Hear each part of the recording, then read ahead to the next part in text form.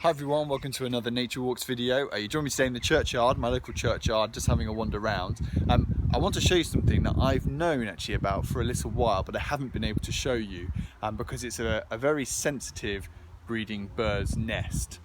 So where I'm looking is in this hedgerow here. And if I creep in, you're going to very quickly see it. So it's just there. Now what you can notice immediately is that there's an egg. Now I promise you, don't worry, that nest, that's just an old egg, one that didn't hatch. I tracked this nest over a long period of time, over several weeks, and I saw that they actually got away with 3 fledglings from this nest.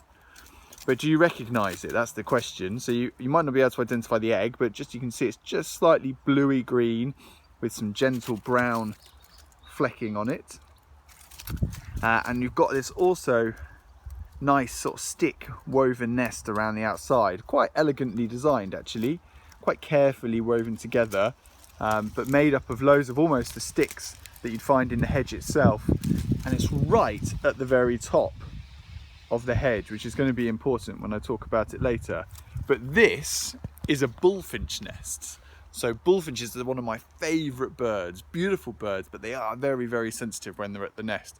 And so really I try and avoid doing any filming or getting close. Just notice where they go. And very often it's hedgerows like this or bramble patches, and you just leave them to it, because otherwise you can accidentally either disturb the parents and they abandon the eggs or the young, or actually the young can get frightened and they can burst off, and I've seen that happen before, unfortunately. So you've got to be very, very careful around bullfinch nests.